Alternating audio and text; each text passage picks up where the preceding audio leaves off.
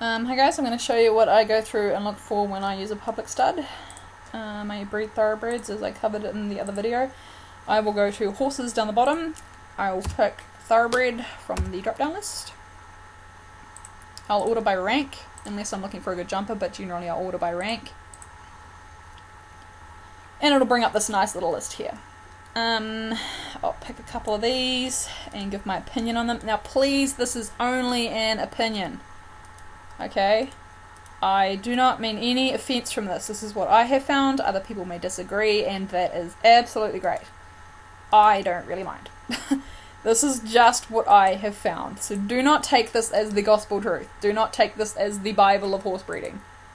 Okay, so this dude, I think I've used him once. No, I don't even think I used this dude. The stud fee's too high for me. Personally, it's a good enough fee for him because of the way he jumps and the way he ranks. I'm not going to hold it against him to have that stud fee, but I would not use a horse with a 500k stud fee. I think 250k is about my limit. So I would not use that guy at a first glance unless I had 500k to spare, which I wouldn't with my current thing. I'm just frugal like that. If I had 500k to spare and a mare that I wanted to produce a well-lined foal from, I would use him. Iblis I used twice. I bought a foal by him and I got a foal bred from him.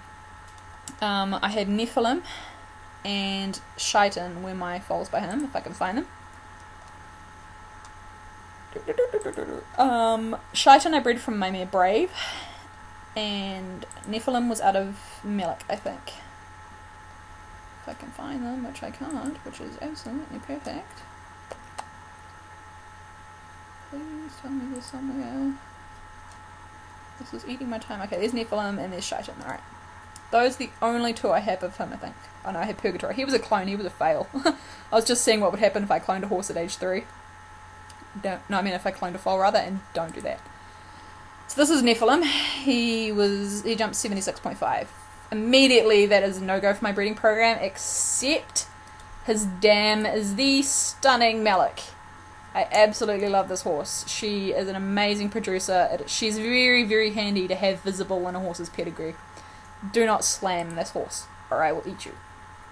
So this dude I would not breed from normally, because look, his show result's ordinary, his jump is ordinary.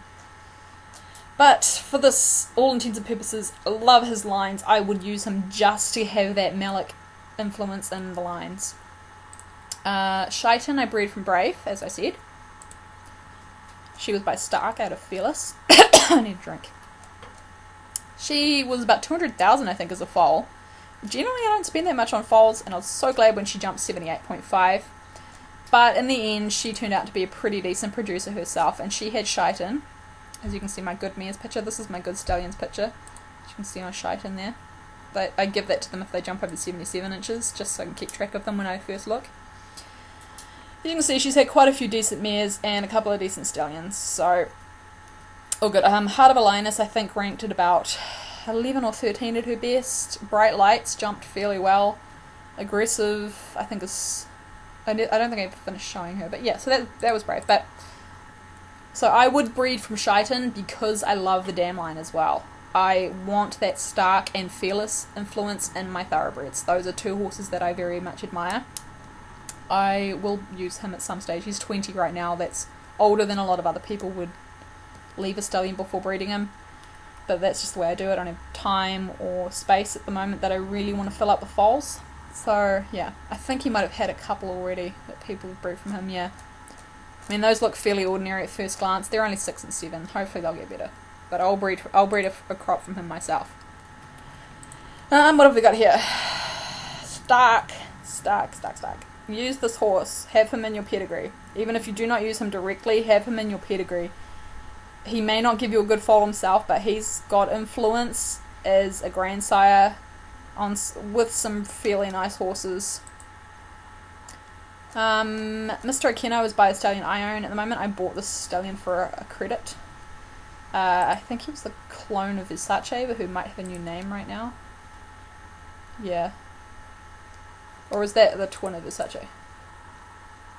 No. Okay. I'm fairly sure there's a Versace influence in there. That's why I bought him, because Versace was going very well. And I wanted a stallion in my stable that had that influence. Emmy's Kaiser. Never worked as a stallion for me, but he sired some very nice horses, so I want that influence in my horses. That's that guy. Now Helios, and Nessie. I'll cover both these horses. Helios, I'm probably saying that wrong, who cares? I don't want to use him myself because, as you can see, he's been... There's a lot more horses here somewhere. So he's in quite a lot of really good ranking stallions. So if you use one of these stallions, your horse is going to be closely related to some other horses. So I would not use him myself. I might use a son of his.